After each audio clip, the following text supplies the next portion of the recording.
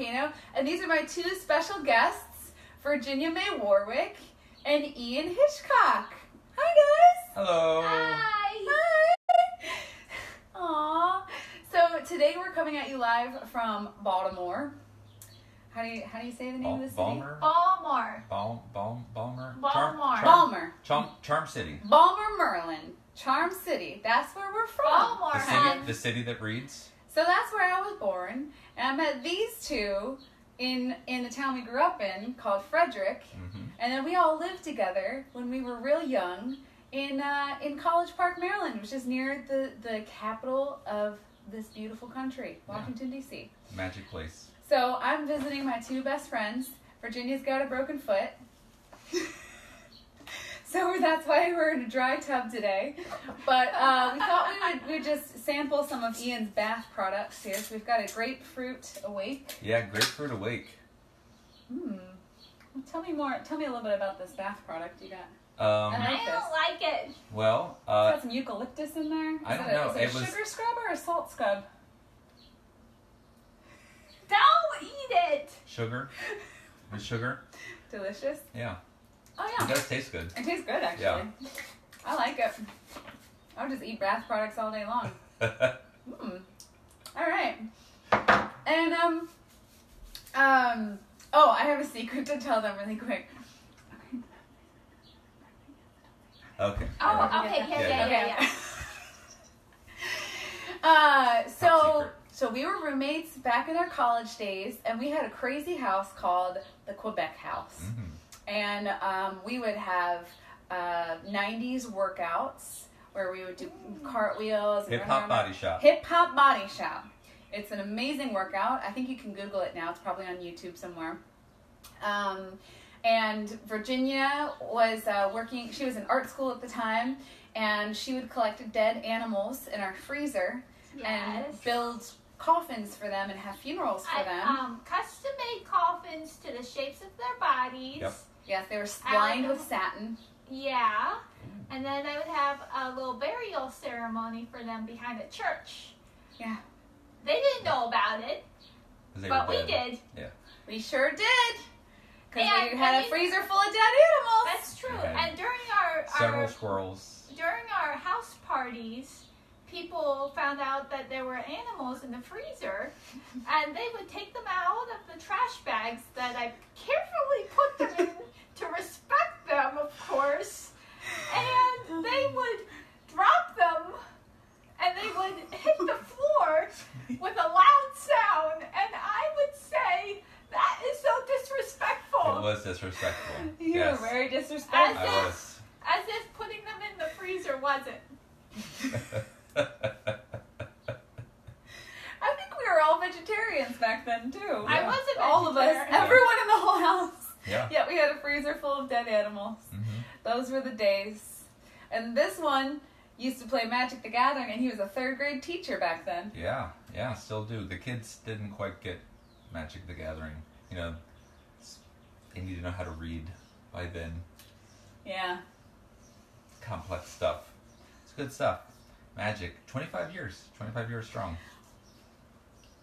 So on today's episode, we're talking about the Vortex.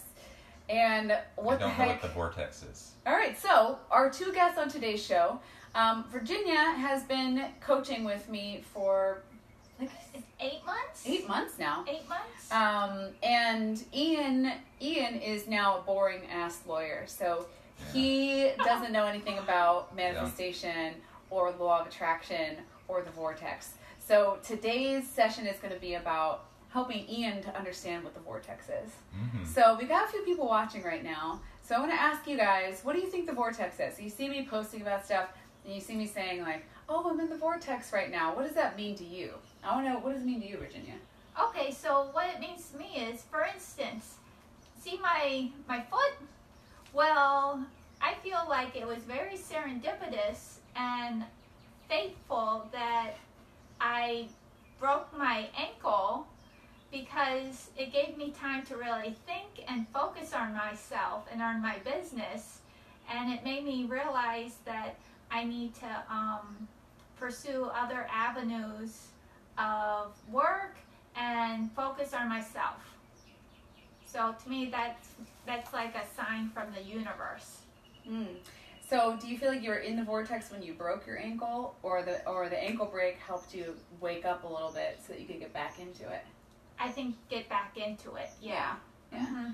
So for me, being in the vortex means it's okay. So to use a Harry Potter analogy, it's like the Felix Felicis potion. Oh. It's like you take it and automatically you know I'm supposed to go down to Hagrid's, even though it doesn't make any freaking sense. Yeah. And it's very dangerous. You're not supposed to be out after dark. Yeah. You get that invisibility cloak. You go down. You know this is where you're supposed to be. Lo and behold, you get the memory from Slughorn, and then you find the next Horcrux. Mm-hmm. And it all just works out because you are trusting that whatever move you make next is the right move, and you have no doubt that the next move is the right move. Have you had any moments, Felix Felicis moments in your life recently that you can think of? Recently? No. Well, I mean, so I was getting married in November. I am getting married in November. I don't know a little bit about that. No, so I can say Tell lots the first about thing that. first. Well, for those of you who don't know Rose Mama's background, she and I both grew up and we had very similar upbringings. We had to work really, really hard. So sometimes I just put one foot in front of the other, and when you're just focused on getting by, sometimes that forces you to just trust your gut and not think about the other stuff. So because I've worked so hard for so long, I've learned to trust my gut. But you did say I'm a boring lawyer. Sometimes now I get out of it. I'm not boring, but being a lawyer is pretty boring sometimes. But just sitting there and being complacent and not working on goals. Yeah. And everyone needs to have goals. So what are some of the goals you've worked for in the last year, like personal goals? Losing weight. I was gonna say, Papa, you looking skinny. How much weight you lost? Since January 2017, I've lost 40 pounds. Wow. Damn. That's amazing. Yeah, that's good. I switched jobs and that's going well. Oh, and go for it. Let's go back to the weight loss. Uh-huh. So lots of people have a goal of losing weight, but yes. they can't lose it. Yeah. How did you lose the weight? Well, uh-oh. Don't ask Virginia because well, it's about mindfulness. You have to be aware of what you're doing and the effect that it could have on everything else. A lot of people, it could be they exercise too much and they eat too much, or they exercise too much and they don't eat the right things, or they're eating the right things but they don't exercise. And it's just being aware. So that's what I was. Aware. Wow. Yeah. So what you're saying is that every day. And he fasted. No, that's not true. You told me that. That was for 1 week. That was a bad week. What was that? That was a whoopsie. That was not a whoopsie. Healthy. That was not healthy. Actually, one of my best friends is a doctor, and she says intermittent fasting is actually very healthy for you. Yeah. It increases longevity. But that's more like fasting 1 day out of every 12 days. Yes. Not for like 7 days in a row. No. All right, so for the most part, though, it was like a daily practice in mindfulness. Yes. And so every day you would wake up and you would remind yourself, okay, eat this, don't eat this, go exercise, and you followed it no matter what. Right, and it's like it was a daily goal. You knew that this is what you had to do, you went ahead and did it. Yeah, yes. And did you mark your success with little milestones? Like you would weigh yourself every so often and see how much you were losing and say, okay, maybe I need to eat less this week or more this week? Yes. And then how would you know when you were getting off track? Well, because it's obviously you gain weight back, or you feel sluggish. Yeah. When you exercise every day, you feel more energized, and you can definitely feel when you stop. Yeah. Yeah. And that's all it is. That's all the Vortex is, really, is, a lot of people think it's like this magic thing, and, it's called the Vortex. We're always talking about the universe and making Harry Potter analogies. But what it really comes down to... Turning into unicorns. And turning into unicorns. Just kidding. Hey, where are your wings? Happen. But you guys, all it is just mindfulness. That's the number one thing that keeps you in the vortex, is remembering that you want to be in the vortex. It's waking up and saying, I'm choosing to be happy today, and I'm choosing to have fun today, and I'm choosing a life full of magic and joy, and I know that if I make a decision that takes me away from that, I'm being mindful and I'm observing what I'm doing, so I automatically can correct my course if I get off track. So it's interesting that you brought up the fun. I think you said it was fun. There was a TED Talk about treating everything like it's a game, and that there are rewards that you get when you beat a certain goal, and there's an end boss that you have to fight. Yeah. And when you treat things like a game, you are more engaged with it, 100%. more happy, and that's how. And as a former teacher, that's how kids learn. Yeah. Kids don't want to just sit there and read. If you make something fun, they want to be invested. They want to do it. Did you gamify your weight loss at all? I tried. It was hard. It was hard to make an end boss for weight loss. But yeah, you definitely you felt like being hungry and planning food. Those are the many battles, many level ups. Yeah. Okay. Yeah. All right. I like what you said about gamifying stuff, because that's what we do with our business. Everything is a game. In fact, at our live events we play games. And during our 3-day challenge that we do online, there's a whole game process, and we give out tons of prizes. So we tell people, if you go do this crazy thing and you videotape it. What is that word?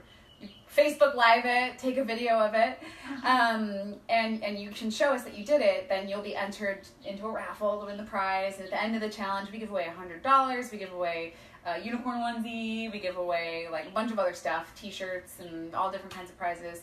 And it's that process of gamifying it that really gets people into it. And the example that I was talking about, gamifying the TED Talk I heard, this person was recovering from a traumatic brain injury. Oh, wow. So it's not something, it wasn't just a regular challenge. She was a professor, she had a traumatic brain injury, and she was able to, by converting it into a game, to get right back where she was before. Wow, that's awesome. I love reading about how people recover from traumatic brain injuries, or like paralysis. I think that's fascinating, because oftentimes you hear these stories where people are told they're never going to walk again, they're never going to read again, they're never going to speak again, and they literally have to rebuild their nervous system, like just one little cell at a time. Right. And people can do it. They do it all the time. And that's that's the putting one foot in front of the other, making it just go. Yeah. And be in the zone. Yeah. Yeah, that's awesome. So sometimes being in the vortex isn't about like just channeling magic constantly, and you think, oh, I must be broken because I'm not in the vortex. It's actually about just putting one foot in front of the other. Unless one foot's broken, then it's not shuffling one foot in front of the other. Just like take it one day at a time, take it 1 minute at a time, and you get to make a choice every moment, every day of how you want your life to be and how you want to feel in your life. That's the biggest part, is how you want to feel. So, so you're saying you can actually consciously make that decision. Right. You can actually consciously make that decision. Everybody has autonomy over how they feel, and that's what a lot of people forget. They think that they're just on this roller coaster ride of life, and that they're just feeling these feelings and they have no control over them. Other people are making me feel these things. These circumstances are making me feel these things. But that, when it comes down to it, that's the real thing that's the only thing we really have control over. It's our thoughts, what's going on in here, and how we feel.